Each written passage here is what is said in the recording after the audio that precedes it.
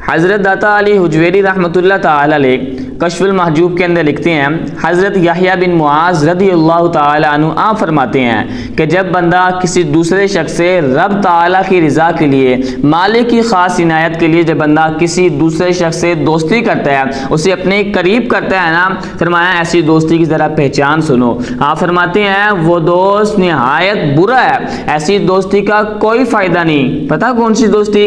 फरमाते हैं वो दोस्त कि जिसको आपको कहकर अपने लिए दुआ करवानी पड़े, ऐसा दोस्त जिससे आपको कहना पड़े कि भाई मेरे लिए दुआ किया कर, आपको रिक्वेस्ट करनी पड़े यार तू हज करने जा रहा है, उम्रा करने जा रहा है, या नमाजें पढ़ता है तो हमारे लिए दुआ किया कर। फरमाते हैं ऐसी दोस्ती का कोई फायदा नहीं है। क्यों?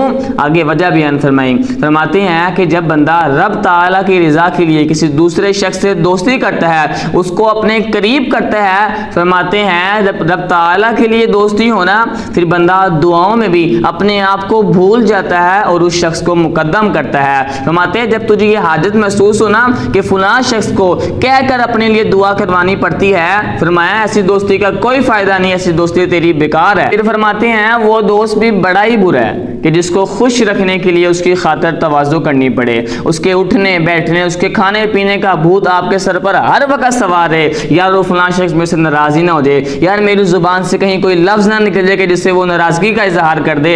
फरमाया ऐसा दोस्त भी किसी काम का नहीं, बेकार है ऐसा दोस्त भी। क्योंकि जब रब ताला की लिए, रब ताला की रज़ा के लिए जब बंदा दोस्ती करता है, फिर इनका एतमाद इतना बुलंद हो जाता है कि बंदा इन बातों पर ध्यान ही नहीं देता। ये काम करने ना करने से उसको कोई फर्क ही नहीं पड़ता, सिर्फ रब ताला की रज़ा शामिल हाल होती है।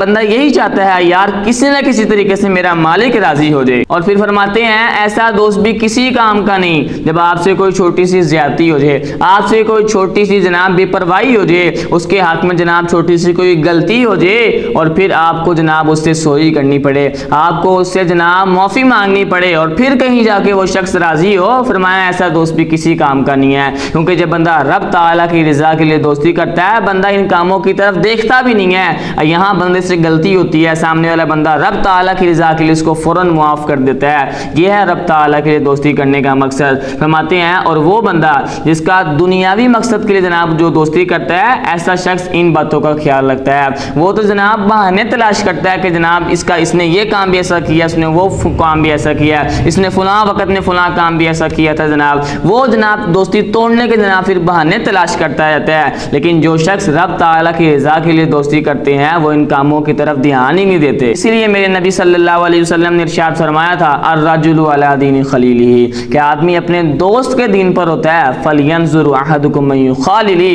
फरमाया जब तुम में से कोई शख्स दोस्ती करता है तो उसको देख लेना चाहिए कि वो किससे दोस्ती कर रहा है। यानी इस हदीस का मतलब ये है कि जब बंदा किसी शख्स से दोस्ती करता है, उसको ये देखना चाहिए कि मैं फलां शख्स से दोस्ती करता हूँ, मुझे इससे कितना फ़ायदा होगा, मैं इससे इस शख्स के साथ रहकर अपने रब के कितना करीब होगा, मुझे दीन की कितनी समझ आएगी। और अगर ऐसा है तो ठीक है, वरना उस शख्स को दूर ही रहना चाहिए। उस शख्स की वो शख्स दोस्ती के काबिल हो ही नहीं सकता जो शख्स आपको रब ताला से दूर कर दे, आपको मस्जिद की तरफ ना लाए, जो शख्स आपको बुराई से ना रोके, आपके जनाब दीन से दूर कर दे। फरमाया ऐसे शख्स से दोस्ती नहीं करनी। हज़रत दाता साहब रहमतुल्लाह ताला अलैह आप ना इसके आगे एक बहुत ही खूबसूरत वाक़या नकल फरमाते हैं। आप फरमाते हैं कि जनाब एक शख्स था, काबतुल्लाह का तवाफ़ कर रहा है और वो शख्स बार बार एक ही दुआ दोहराई जा रहा है, अल्लाहुम्मा अस्लिह इख़वानी, ऐ अल्लाह मेरे दोस्तों की इस्लाह कर, ऐ अल्लाह मेरे दोस्तों के सीधे रास्ते पर चला, ऐ अल्लाह मेरे दोस्तों के सीधे रास्ते पर चला दे।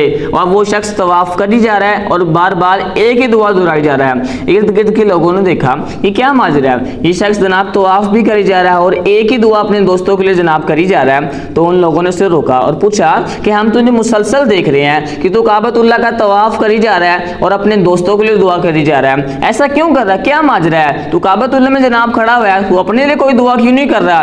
तो उस शख्स ने बड़ा ही खूबसूरत जवाब दिया। काबतुल्लाह के सहन में वो शख्स खड़ा था और क्या खूबसूरत जुमले शख्स ने कहे, सुनिए। वो कहने लगा वो मेरे दोस्त है, मेरी सोहबत उनके साथ है, मेरी बैठनी उठनी उनके साथ है, मेरी संगत उनके साथ है। कहते हैं मैं दुआ बस इसलिए उनके लिए कर रहा हूँ कि जब मैं यहाँ से वापस जाऊँ तो वो लोग भी नेक हो चुके होंगे। अगर वो नेक हो गए होंगे करेंगे तो फिर मैं भी नेक हो जाऊंगा, उनकी नेकी मुझे भी नेक बना देगी, उनके नेक अमाल के ज़रिए मेरे दिल में भी रब ताला के लिए रोशन चिराग जल जाएगा। कहते हैं बस इसलिए मैं उनके लिए दुआ कर रहा हूँ। और अगर वो लोग नेक ना हुए होंगे, अगर क्योंकि मेरी बैठनी उठनी उनके साथ है, मेरी सोहबत उनके साथ है, मेरी संगत उनके साथ है, फिर मैं भी ख़राब हो जाऊँगा। बस इसलिए मैं उनके लिए दुआ कर रहा हूँ कि अल्लाह उन्हें सीधा रखी, अगर वो सीधे रहे तो फिर मैं भी सीधा रहूँगा। तो इसलिए मेरे दोस्तों गुजारिश आपसे सिर्फ इतनी है कि अगर आपकी ज़िंदगी के अंदर भी कुछ ऐसे दोस्त हैं जो आपको सिराते मुस्तकीम पर, सीधे रास्ते पर नहीं चलने दे रहे, जो आपका हाथ पकड़ के आपको मस्जिद की जानिब नहीं लेकर आ रहे, तो आज ही बल्कि अभी इसी वक्त अपने इन दोस्तों से जनाब कता ताल्लुकी कर दो। हाँ, ये नहीं कि आप जनाब जाकर ऐलान करते फिरो कि जनाब मैं तेरे से दोस्ती ख़त्म कर दिया ना, बल्कि ऐसा नहीं, आप ऐसा करो कि आप जनाब सलाम दुआ रखो, हालचाल उनका पूछो, लेकिन आप उनके साथ बैठनी उठनी ख़त्म कर दो। क्योंकि जब बंदा जिस सोबत में बैठता है उस सोबत का बंदे पे फिर असर भी आता है।